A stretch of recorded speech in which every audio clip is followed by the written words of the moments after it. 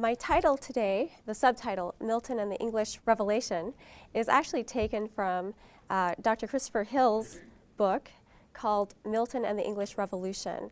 And Christopher Hill, by the way, is a central figure in Milton's studies and also in the 17th century. In fact, they say that it's because of Christopher Hill that we know what we do about the 17th century. So he's been a very big part of my study, and I wanted to introduce him to you as being a very significant part of what I'm doing with Milton today. One of the things that I wanted to try to do today is I want to try to get us into the text, but it's going to be kind of a long road to paradise in a certain sense, because I wanted to prepare us to a certain degree by showing us Milton's complex thinking. And Milton, of course, was known as not only a poet, but he was a political thinker and a theologian. And so he has those three elements always at some point in his work. And they all come together, of course, in Paradise Lost. One thing that was really important to Milton was this idea of the poet-prophet. This was, from his point of view, seen from the Bible tradition. The poets were prophets, and Milton saw himself fitting into that tradition. And there have been, of course, English poets who have felt that they also fit into that tradition since Milton. By the way, John Milton was a very significant figure. Does anybody know, can anybody tell me who are the three great poets in English? The three great poets. We have major poets, but these are the three great poets, the three great writers in English. And if you don't know, you can just guess. Shakespeare, okay. Somebody else said it, I think. Okay, I think somebody said Chaucer. Chaucer, Shakespeare, and Milton, those are the three big ones. And so if you're an English major, you have to take at least one class in one of those three. And if you get a doctorate, you have to know something about all three of them. My road to Milton was through my doctorate program.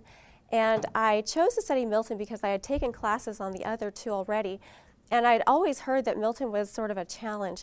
And it's funny because there aren't a lot of Milton courses out there.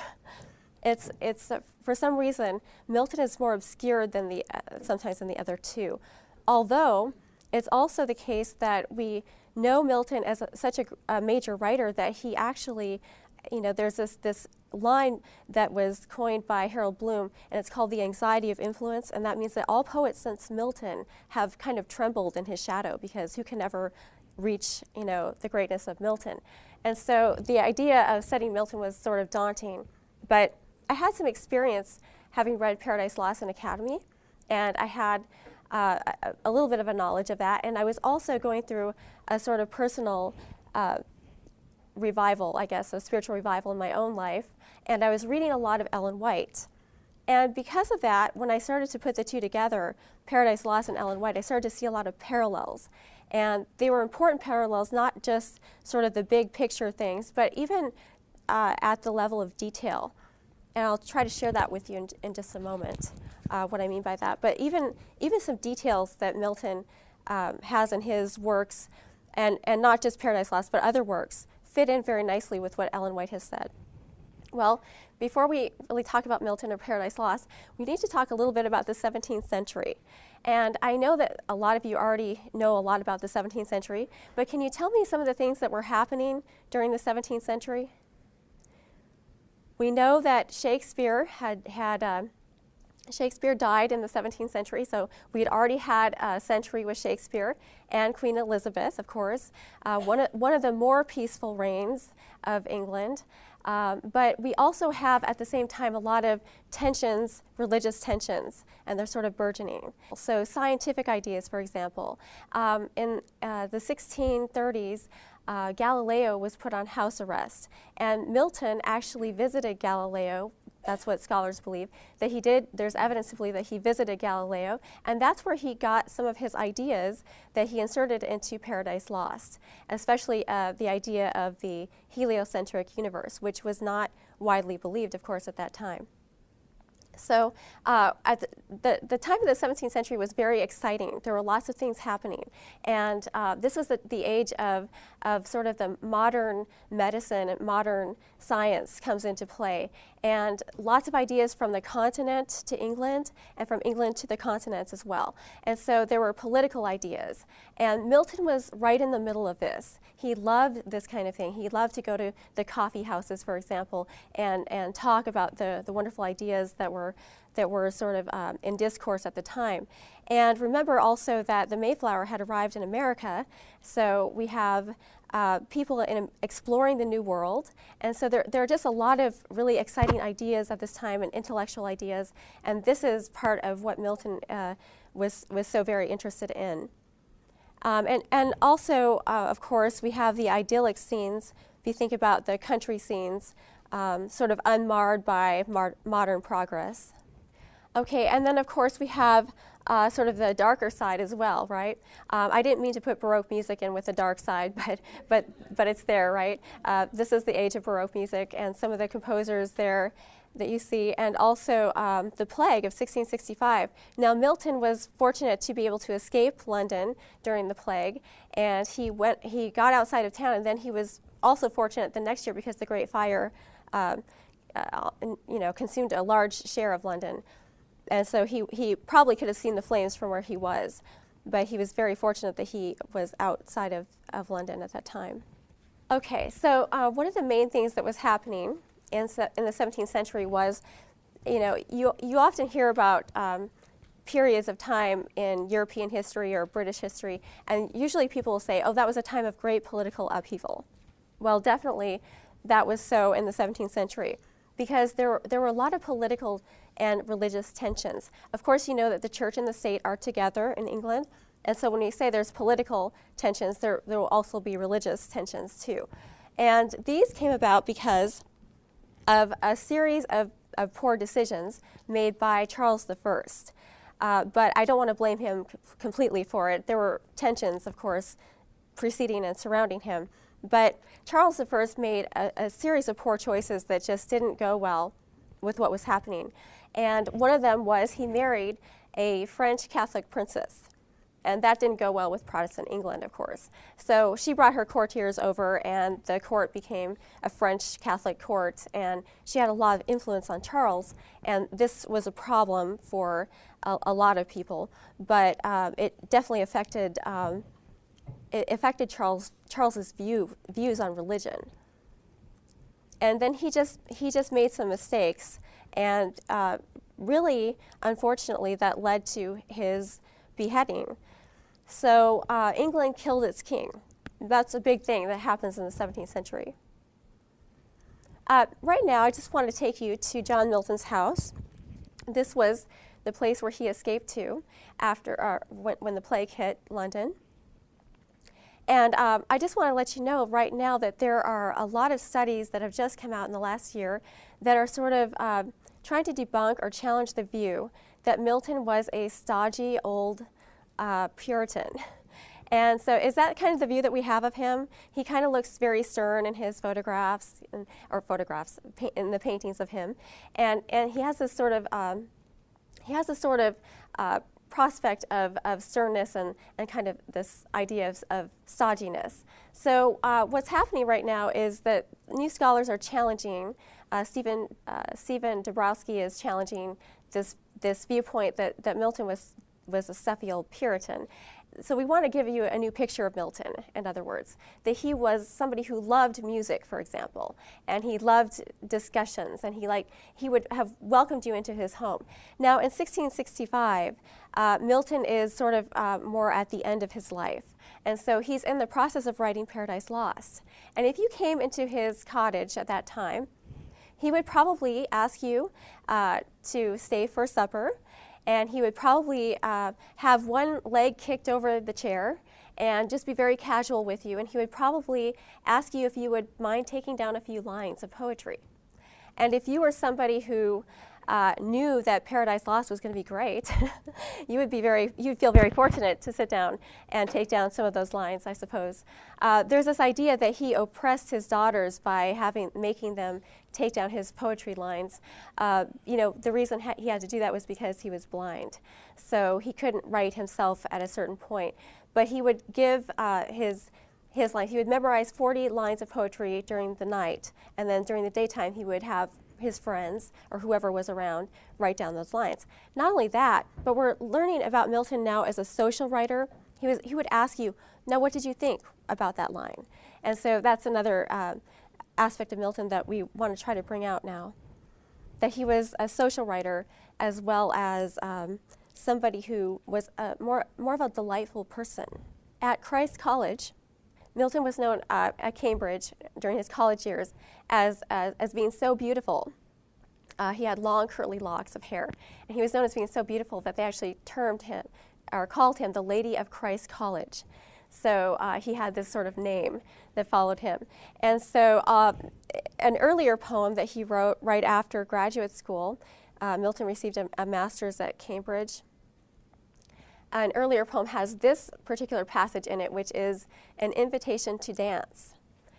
Come and trip it as ye go on the light fantastic toe, and in thy right hand lead with thee the mountain nymph sweet Liberty, and if I give thee honor due mirth, admit me of thy crew, to live with her and live with thee, in unreproved pleasures free. Does that sound like a stuffy old Puritan to you? He was definitely somebody who liked to engage in the social life of his time. And here's just a brief sketch of his life. Born in London in 1608, and he began composing poems at the age of 16. And he did a lot of young men back then when they were learning how to write poetry, they would do paraphrases of the Psalms, so that's what he did as well. And he would have known Latin by then. He would have known probably several other languages as well, but he would have been translating from Latin. And so he began teaching at a certain point. And one thing that is not so much important today, but later on it might be important, is his first wife actually left him a month after they got married. And there are lots of speculations about why that happened. One of the reasons might have been because she couldn't get back, because there was possibly a war happening. The roads were bad, and they were closing roads. And so she may not have been able to actually come back. She may have gone home and was unable. But it's kind of unlikely because she was gone for 3 years. And so when she finally came back, she was able to live with him. I think it was because she was so very young. I think she was 17 years old when they got married. So that's probably one reason. But out of that circumstance, Milton decided to defend divorce. And so he wrote pamphlets on why divorce was sometimes necessary, because he didn't know when his wife was coming back, see. So there was a certain element of self-interest in it. He became completely blind in his early 40s, and he lost his first wife and son later on in 1652. They had 3 children together who were able to grow up. He then married Catherine Woodcock, and this is the wife that Milton loved. This is the one that he wrote his sonnet to about his wife. And so this is, unfortunately, she died a couple of years after they got married because of childbirth. And then he had to flee for his life because Milton was so involved in the Civil War.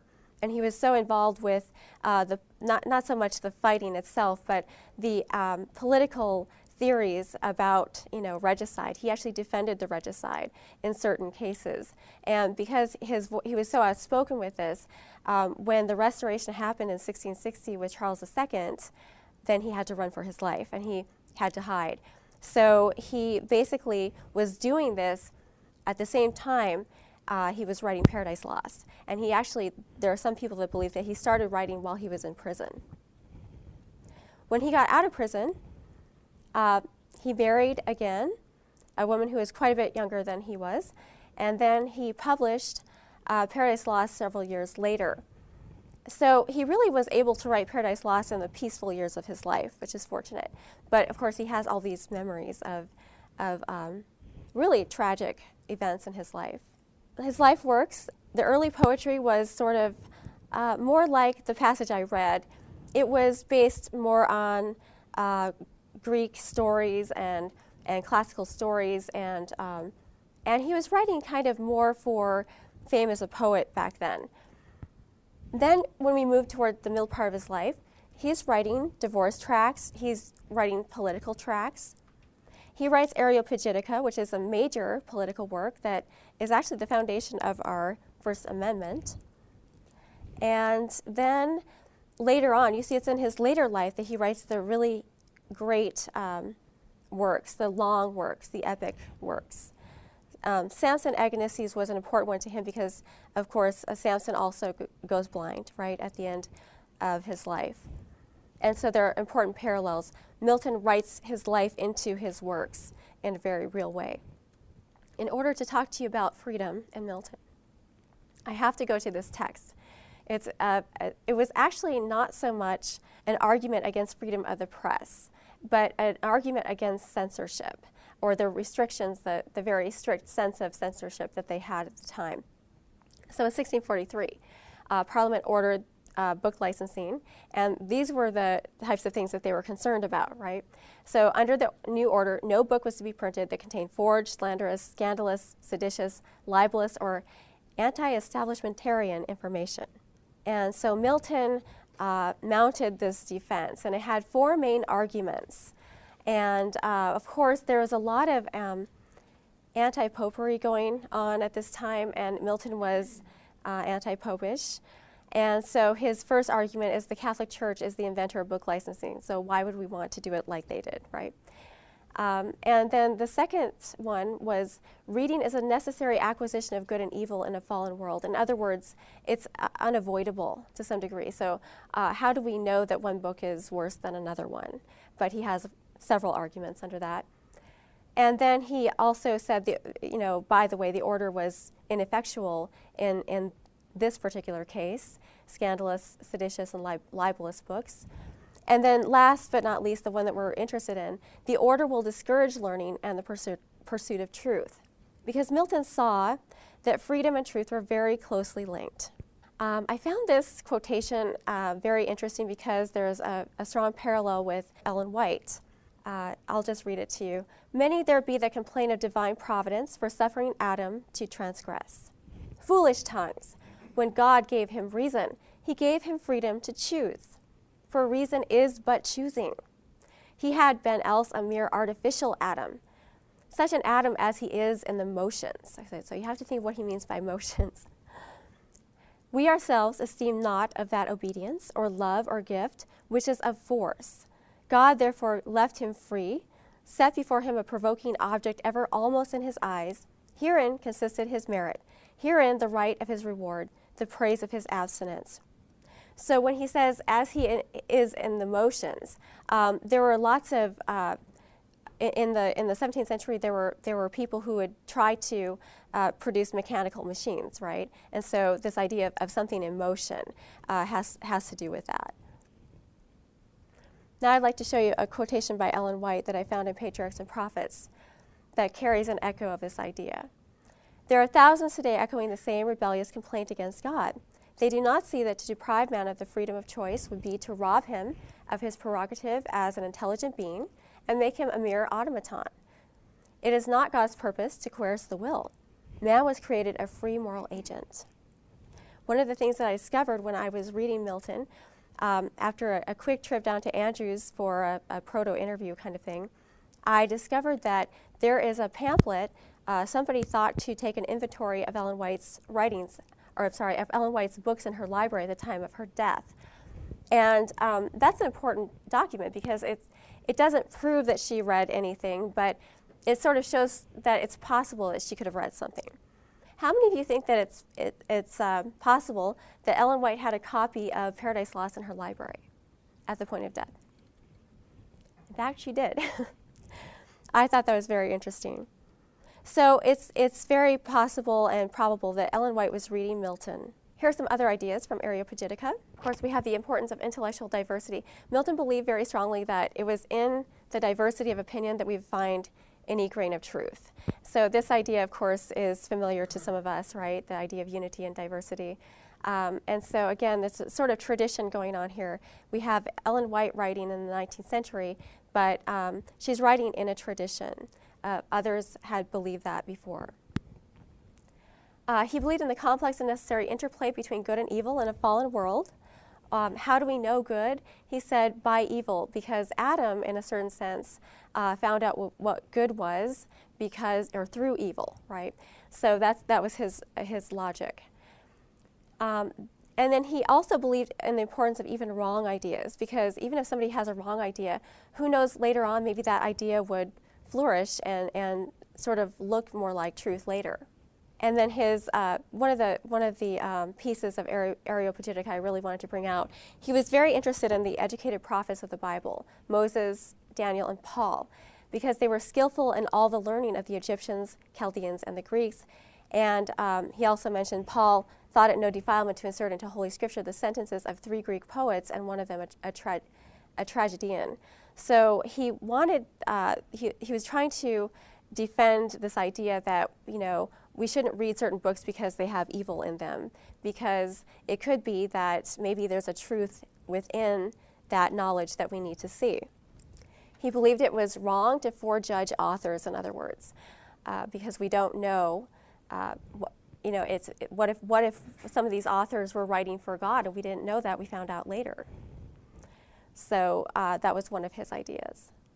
Okay, and this, I just thought I would share this with you. It's sort of how Milton becomes almost satirical, and he takes the book licensing to its logical extreme here, and it's actually quite humorous.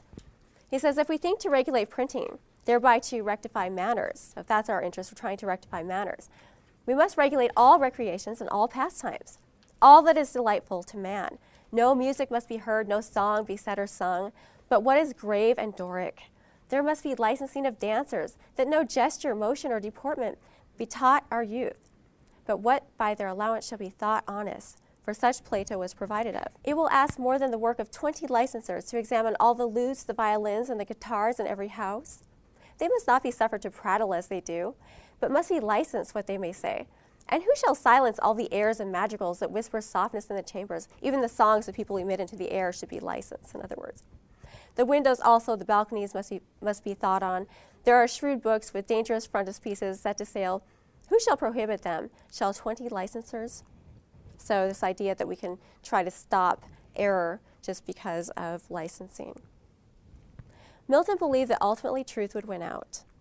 No matter what the ideas were, that somehow truth was strong enough to win out.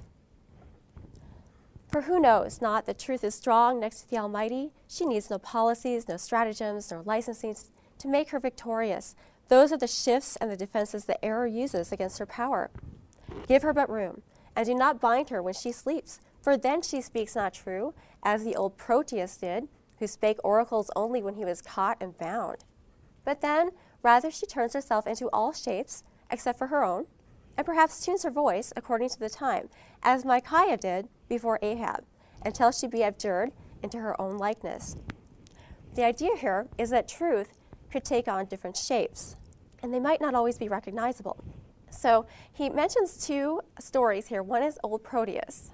Old Proteus was the story of a sea god, and the story goes that he could tell you your future.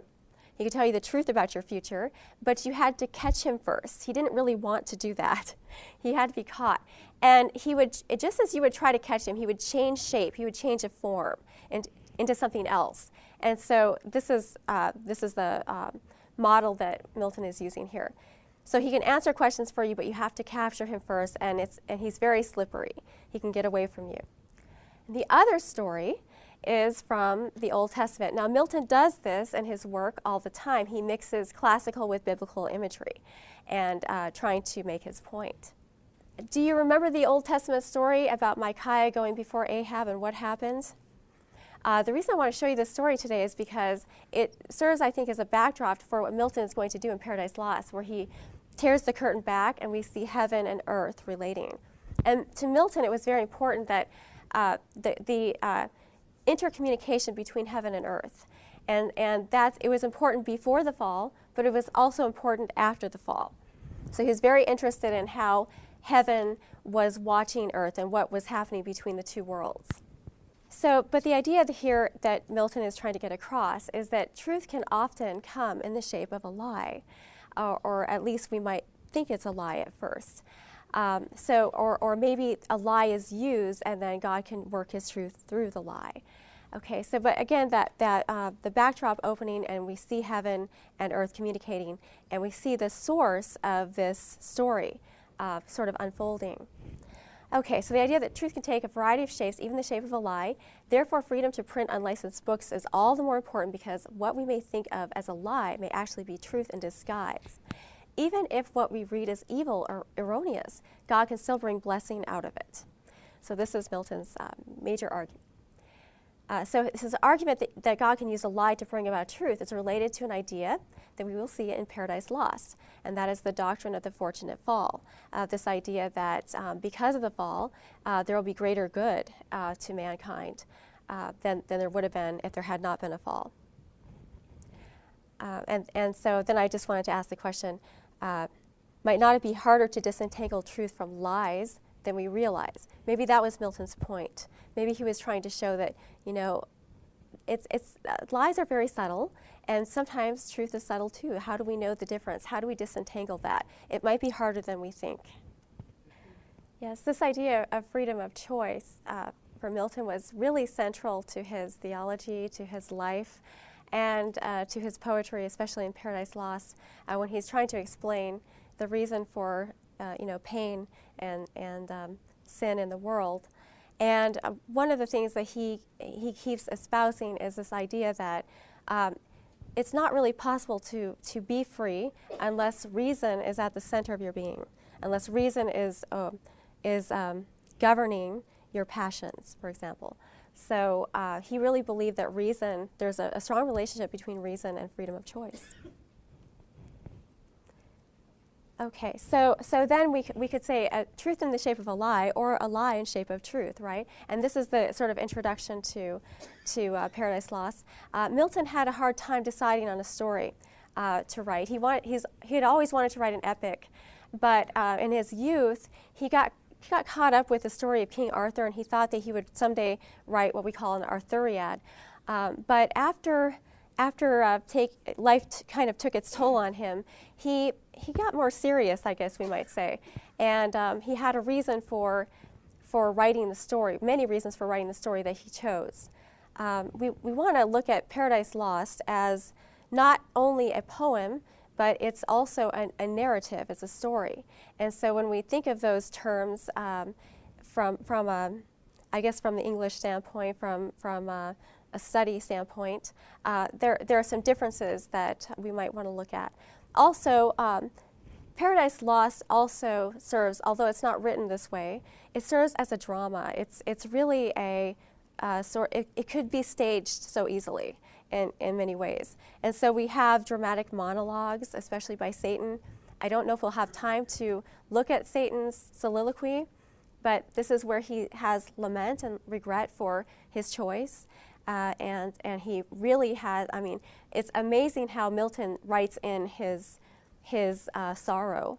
And although he does eventually affirm his choice, but he goes back and forth a lot.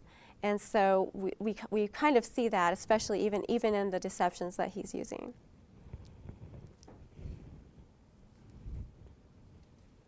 Okay, we can also read Paradise Lost as a theodicy. So looking at, what is the reason for our suffering here on earth? And so Milton is interested in raising that question. Okay, so looking at narrative, or the story, which actually comes from the same word as history, so the chronology of events. Although Paradise Lost does not follow chronological order, you actually start out with Satan, and he's in Pandemonium. That's his lake of fire place. And so there's this sort of underworld that we start with, and then we move to heaven, and then we shift back to the new earth, and then we go back to heaven. And so we're sort of always between the two worlds in Paradise Lost. And through that narrative, which is 12 books long, we get the chronology. Okay, so it was also a drama. Now, Milton did not perform this or have it performed, but it really, the way that it's written, it could really be set up as a drama. And of course, it's an epic, which means that it has to have a hero, and a hero's action. So the hero has to do something heroic.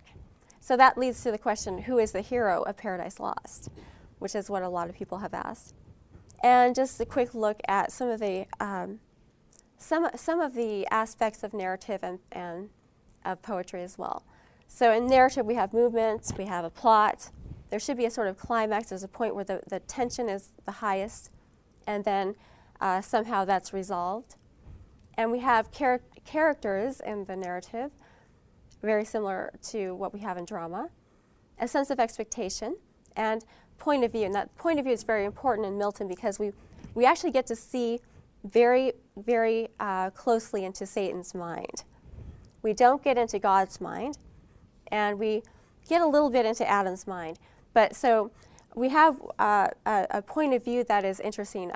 The narrator is not omniscient, but maybe partially omniscient. He can go into different minds, and we can kind of see what people are thinking. The poem, we call poem kind of a strange language. That's how we define poetry. That it's written in such a sense as it's a usage of language that is what we call strange. And so you recognize poetry. So we'd recognize a line of poetry from a line of just regular prose. Now, when I say encrypted meanings and symbolic meanings and imagery and all those things, I'm not trying to tell you that stories don't contain those, but poems are kind of supposed to contain those. So that's sort of the specialness of the poem. And then the idea of drama with the performance element, the stage effects, audience distance. And the last is the most important thing of all, the collapse of time and space between the audience and the stage through what we call suspension of disbelief. So just for a moment, just for this particular moment, we're going to pretend that the actors are not actors, that the setting is really the actual scene, and we have gone to that place and time, and we are looking at what's unfolding before us. We're going to choose to believe that. Okay, here are the characters of Paradise Lost in order of their appearance. So actually, Beelzebub is the first one who speaks. And Beelzebub in Milton's Paradise Lost is actually the second in command to Satan. And then we have sin and death are also characters. They respond. Actually, sin is spawned by Satan and death is spawned by sin.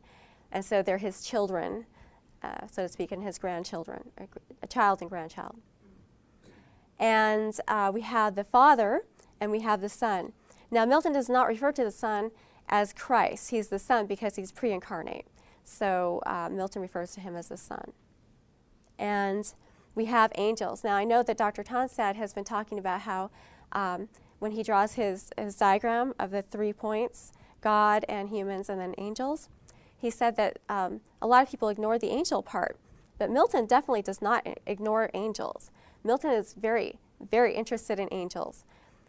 He's almost a little too interested in angels in a certain sense. But of course, dialogues about angels were going on in the 17th century. So, they had all kinds of crazy ideas about them. But Milton was very interested in them, and so he gives them names. And by the way, the names of Satan's hosts are taken from the Bible for the gods, the evil gods, the gods of the heathens.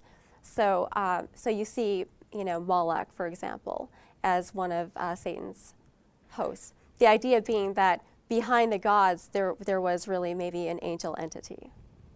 Okay, so again, this idea, who is the hero of Paradise Lost? Well, we have a description of Satan here, and this is sort of the description of Satan as he is.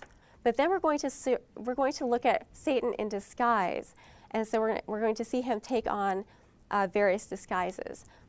With head uplift above the wave and eyes of sparkling blaze, his other parts beside prone on the flood, extended long and large, lay floating many a rood, in bulk as huge as whom the fables name of monstrous size.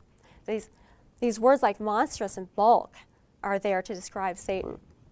So stretched out huge in length, the archfiend lay, chained on the burning lake. That's how we get introduced to Satan in Paradise Lost. There's a section in Paradise Lost where Satan travels from Pandemonium to heaven, and actually even to the sun. And it's very interesting because, of course, during this time there are questions about whether the world or the universe is heliocentric. And so Milton inscribes that idea right into the discourse. It's very interesting what happens to him. He meets Uriel, who is sort of the station manager of the sun, and Uriel is also an angel. And the way that Uriel travels is he rides on sunbeams. So he can go from point A to point B pretty quickly. And it also kind of gives you a sense of Milton's imagination, right? And so the first disguise that Satan has is as a holy angel. And he talks to Uriel. He's trying to find out about the new world that God has created and where it might be.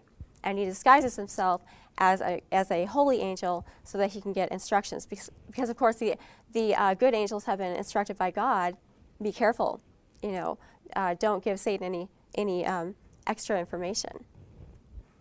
Okay, here's the first disguise once he gets into the Garden of Eden. One gate there only was, and that looked east. On the other side, which then the arch-felon saw, due entrance he disdained, and in contempt, at one slight bound high overleaped all bound of hill or highest wall, and sheer within lights on his feet, as when a prowling wolf, whom hunger drives to seek new haunt for prey, watching where shepherds pen their flocks at eve, in hurdled coats amid the field secure, leaps o'er the fence with ease into the fold. Okay, so he's likening Satan here to those robbers that jump over the fences from John 10 into the fold and steal sheep. And he's doing that for a reason, because he's writing his political ideas into the text, and he's trying to hope that other people will see what's happening with the church-state issue. But at the same time, what we're looking at is the disguise. And so this is actually one of my favorite parts of Paradise Lost, because it's very imaginative.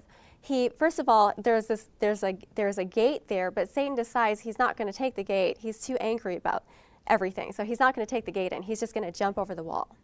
Okay, so his first disguise is as a cormorant. Or as a thief bent to unhoard the cash of some rich burgher, whose substantial doors, cross-barred and bolted fast, fear no assault, in at the window climbs, or o'er the tiles. So clomb this first grand thief into God's fold, so since into his church lewd hirelings climb. Thence up he flew, and on the tree of life, the middle tree and highest there that grew, sat like a cormorant, yet not true life thereby regained, but sat devising death to them who lived. No on the virtue thought of that life-giving plant, but only used for prospect. What well used had been the pledge of immortality. Okay, so he's sitting there on the tree of life, which could have had so much good to give him, but he's devising death instead. O hell, what do my eyes with grief behold? Into our room of bliss, thus high advanced, creatures of other mould, earthborn perhaps, not spirits, yet to heavenly spirits, bright, little inferior, whom my thoughts pursue with wonder and could love, so lively shades, in them divine resemblance, and such grace, the hand that formed them on their shape hath poured. Ah, gentle pair, ye little think how nigh your change approaches, when all those delights will vanish, and deliver ye to woe, the more your taste is now of joy. Okay, so again, you see him going back and forth a little bit between his grief, for what he lost, and then also his affirmation of what he's going to do, his devisings, and we will see this again. This is when he spots Adam and Eve, he is very amazed by them, and knows them because of how much they look like God. Then from his lofty stand on that high tree, down he alights among the sportful herd of those four-footed kinds, himself now one, now other, as their shape served best his end, nearer to view his prey, and unespied, to mark what of their estate he more might learn, by word or action marked. About them round a lion now he stalks with fiery glare, then as a tiger, who by chance hath spied in some purlieu two gentle fawns at play. Okay, so we almost need a motion picture cartoon for this, right? He leaps down from the tree and he becomes an animal. And as he's moving in closer to Adam and Eve, he keeps changing shapes of animals. And so finally he's a tiger and he's kind of circling around the middle as if he would just devour them at any point. This is actually one of my favorite parts. I think it's just very imaginative. Of course, they didn't have the motion picture industry back in Milton's day, but I bet he would have had fun with that. Okay, so he's trying to spy on them at this point. He wants to hear any detail that he might use against them. And of course, it's just that moment when those two are talking about the fact that they can't eat from the tree of knowledge of good and evil. So he picks up on that detail because he changed forms and they couldn't detect him. Okay, so at this point, we have heaven's angels alerted. And what happens is Gabriel, who is sort of the commander of the army, he is going to send two angels down to earth because Uriel knew that it was Satan eventually. He was deceived at first, but he knew it was Satan because he watches Satan fly to a certain sort of mountain in the outer space, and he sees Satan sort of his facial configurations changing. He looks angry, he's shaking his fist, that kind of thing, and he realizes that he just gave the information. So he goes back to Gabriel, he tells Gabriel, and now Gabriel is going to send two angels down to the earth to try to find him. Okay, so this is what they find. I'll read this one. So saying, on he led his radiant files, dazzling the moon. These to the bower direct in search of what they sought. Him there they found, squat like a toad, close at the ear of Eve. By the way, Adam and Eve are sleeping at this point, and so Satan is a toad at this point, whispering ideas into the ear of Eve while she sleeps. And what he's whispering is the idea that she should separate from her husband basically the next day, so he can do what he's planning to do. So we'll just move on from here, and then I'll just read the slide. So spake the enemy of mankind, enclosed in serpent, inmate bad, and toward Eve addressed his way, not with indented wave. This is about the temptation at this point, but we're going to see his form now. We're going to see him in the serpent form, and this is what he looks like. Prone on the ground, as since, but on his rear. Circular base of rising folds that towered fold above fold, a surging maze. His head crested aloft, and carbuncle his eyes, with burnished neck of verdant gold, erect amidst his circling spires, that on the grass floated redundant. Pleasing was his shape, and lovely, never since of serpent kind, lovelier. With tract oblique at first as one who sought access, but feared to interrupt, sidelong he works his way. This idea that, yes, he's moving sidelong in a certain sense over the grass, but he's also moving sidelong instead of straight on in a sort of truthful way. So in this case, I saw a parallel here with the idea that the snake was once a much more beautiful creature. And I don't know if I included it here, but in another passage, he actually indicates that the serpent had wings. And so I'm not sure if this is where we get that idea of the serpent having wings or being very beautiful. When contrary he hears on all sides from innumerable tongues. Okay, this is what's happened is the temptation has happened. Eve and Adam have fallen. And now Satan is victorious. He goes back to pandemonium where all his angels are, and he gives his victory speech. And he's expecting that they're going to give him this great applause. But what happens is, instead of applause, he hears this hissing noise. And as he looks out, he sees that his angels have all been transformed into snakes. And then he finds himself being transformed into a snake as well. So at the end of this passage, he actually becomes a snake himself. And it calls him a monstrous serpent on his belly prone.